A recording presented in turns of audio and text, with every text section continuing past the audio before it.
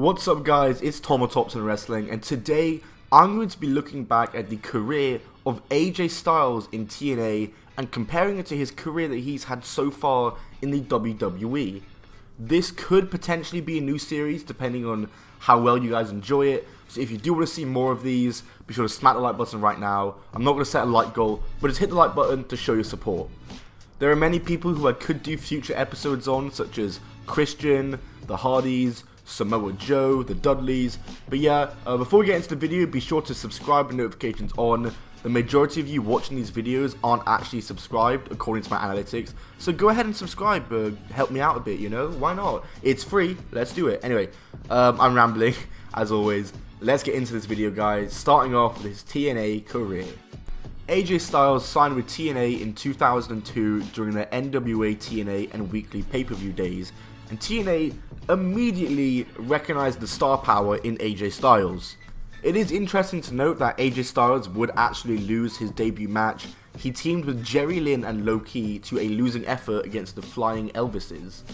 And it's interesting to note that because his next two matches in the next 2 weeks saw him facing Low Ki, Jerry Lynn and Psychosis, where the winner would become the inaugural X Division champion, which AJ Styles won. And then the next week, he won the tag championships with Jerry Lynn. So literally in the space of 3 weeks, AJ Styles has lost to Elvis impersonators, became the first ever X Division champion, and won the tag titles, which is pretty insane stuff. Styles held both titles simultaneously, but would eventually lose the title on August 7, 2002 to Low Ki in a triple threat match. Also, Styles' tag team partner Jerry Lynn was there in the match in the triple threat. The two of them were having tension, and the tension within the team would lead to them losing the tag titles against R-Truth and Jeff Jarrett. Except they didn't technically lose the match, it ended in a no contest, and the titles were held up as a result, which, you know, sure, okay, it's TNA, I'm not questioning it. He'd round out 2002 by winning the X Division title one last time from Six Pack on October 23rd, would lose it just 2 weeks later to his former partner Jerry Lynn. In the new year of 2003, Styles would then shift his focus toward the world title. He would unsuccessfully challenge Jarrett for the title in February, but would go on to win it in June of that year in a triple threat match against Raven and Jarrett. Styles winning the world title meant that he became TNA's first ever Triple Crown champion, which is pretty huge. I mean, first ever. He won the match with assistance from Vince Russo, thus turning him heel for the first time in TNA, and he would drop the title back to Jarrett on October 22nd, 2002, and luckily would go back to being babyface and not be aligned with Vince effing Russo. He would stay in the world title scene and begin feuding with Abyss and Jarrett. Styles and Abyss would be forced to team up, and they challenged for the TNA World Tag titles, which they won, despite Styles being abandoned by Abyss. Styles and Abyss would then have a one-on-one match where the winner became the sole tag team champion. Again, it's TNA, I'm not questioning it, but Styles would win this match by DQ after Jarrett interfered, but then Abyss on a later date would defeat Styles to become the sole tag team champion himself. It just stupidly overcomplicated stuff. Styles would win the NWA World Championship from Jarrett once again, and would eventually lose it to Ron Killings, aka R-Truth. After this, Styles would return to the X Division, and this is where he especially made a name for himself. He became a huge figurehead of the X Division, and many people agreed that the X Division was one of, if not the best part of TNA, and that's thanks in big part to AJ Styles. For the next few years, he would have multiple X Division title reigns, facing the likes of Kazarian, Christopher Daniels, Petey Williams, Chris Sabin, and Samoa Joe. During this time period, he would also begin teaming with his former rival Christopher Daniels, and they would feud with LAX and have 2 title reigns with the tag titles during this feud. During this period is also when he had that amazing match against Daniels and Samoa Joe, which many fans consider to be the greatest TNA match of all time. AJ Styles' time in TNA saw him be a part of many alliances and stables. I already mentioned that he won the tag titles with Jerry Lynn, Abyss, and Christopher Daniels, but Styles would have more alliances and tag title reigns along with them. He joined the Angle Alliance, which saw him win the tag titles with Tomko.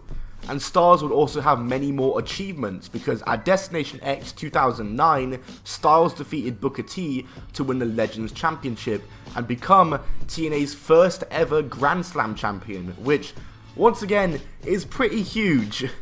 He would go on to lose the title to Kevin Nash at Victory Road 2009, which is just such a crazy sentence. Like, yes, Styles versus Kevin Nash in 2009, with Kevin Nash winning.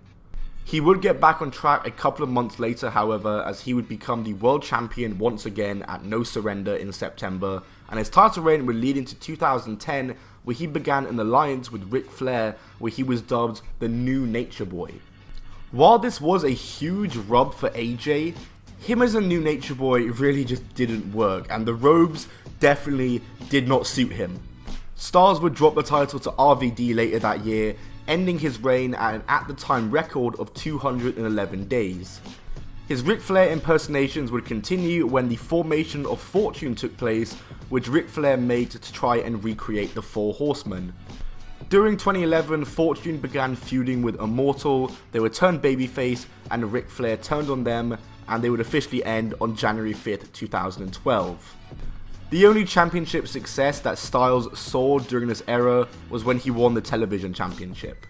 His final 2 years in the company saw him win the tag titles with Angle, and they would hold them for about 2 weeks, and he would win the TNA World title one last time in a storyline that saw TNA pretty much copy the CM Punk storyline in WWE, with AJ kayfabe leaving the company, a new champion within Magnus being crowned, then Styles returning with his title, having a unification match with Magnus, which Styles actually lost. And that match with Magnus would also be his final match with the company, and from there, Styles would spend the next 2 years mainly wrestling in Ring of Honor and New Japan. AJ Styles officially debuted at the Royal Rumble 2016 in the number 3 spot, after lots of speculation that he would be joining the company. His debut got a huge pop, but WWE botched it like crazy. What WWE should have done is shown the Titantron revealing the words "I am phenomenal" so the fans at home could pop with the fans in the arena, but no, instead they would show Roman Reigns' emotionless face rather than showing the Titantron, so the fans at home could hear a massive ovation and just not know who the hell was coming out for a good 5 seconds. His debut was huge, and there was so much hype around what his WrestleMania program would be. He would end up facing Chris Jericho at Mania 32 after he and Jericho formed a team, but would break up when Jericho turned on Styles following their failure to win the tag titles. For whatever reason, Jericho won at WrestleMania 32, which, okay, I to this day still don't get why he won. But despite this Mania loss, AJ Styles would have one hell of a 2016, because after losing at Mania, he became the #1 contender for the WWE title. Him and Roman Reigns had 2 really great and underrated matches. He would be unsuccessful in winning the titles, but it showed that WWE had a lot of stock in him, and from there, he would go on to do even bigger and better things. He would turn heel and begin feuding with John Cena, which culminated with them having, in my opinion, the best match of the year at SummerSlam, which, by the way, Styles won clean, which once again just goes to show how much WWE really believed in AJ Styles. He would join SmackDown in the brand split that year and would win his first WWE Championship from Dean Ambrose at Backlash of that year. Him and Ambrose had a really great memorable feud, which also involved James Ellsworth, and AJ would eventually lose the title to John Cena at the Royal Rumble 2017 in yet again a great match between them. His WrestleMania match saw him open the show and win against Shane McMahon in what was easily the match of the night. He would turn babyface once again and spend a few months feuding with Kevin Owens for the US Championship. He would win the US Championship at a house show in Madison Square Garden before losing it back to Owens at Battleground, then winning it back again on the next SmackDown, and supposedly this was because Owens apparently won it by accident at Battleground, which is pretty funny. AJ Styles would be defeated by Baron Corbin for the United States Championship, but AJ Styles would round out the year by defeating Jinder Mahal in the UK, putting his reign of terror to an end, and my god, what a great moment it was. AJ Styles was easily the Wrestler of the Year in WWE for both 2016 and 2017, and an argument can also be made that he was the best of 2018 because he held the WWE Championship throughout the entire year, all the way until Survivor Series. His title reign saw him defend against the likes of Nakamura, Samoa Joe, and he also had that great match with Brock Lesnar at the previous year's Survivor Series. And since losing the title to Daniel Bryan in November 2018, Styles has spent the next year facing Alternate Mania, turning heel, reforming the club, and winning the US title for the third time. He's only recently lost that title to Mysterio and is now feuding with Randy Orton yet again, and that pretty much brings us to where we are now. So here is my verdict. Where do I think has treated him better? I should first say that neither of the companies have treated him badly. In TNA, he was easily their top star of all time, at least in my opinion, and in WWE, he came in and been treated like a regular superstar and not just buried like a lot of the indie talent who was signed are, and that was something many people had fears with, but AJ Styles, he came in and he's been in the main event ever since. Ultimately, I have to give the point to TNA just because his list of accolades in TNA goes really deep, but it's also a bit unfair because he spent 12 years in TNA, whereas he's only spent just under 4 years in the WWE. But if Styles continues going the way he's going in the WWE, then he can easily overtake how he did in TNA. But TNA only just edges it, so TNA get the win here. And yes guys, that's going to do it for this video. If you did enjoy, then be sure to smack that like button. Just a quick explanation on where videos have been. Pretty much, I have landed back at home now. I'm recording videos in my old room that a lot of you might remember if you're an OG fan. And yeah, the Wi-Fi here is absolutely terrible, which I completely forgot about. And basically, I haven't been able to record or edit because my sleep schedule is very messed up. But I fixed it. I finally fixed it last night. So we're good. We're Gucci. And yeah, that's pretty much what I've been up to as of late. So sorry for the irrelevant info. But I'll see you all later. Smack the like button, subscribe with notifications on, follow me on Twitter at Thompson Wrestling. My Instagram is at I'mTomBell. Goodbye and keep on rolling.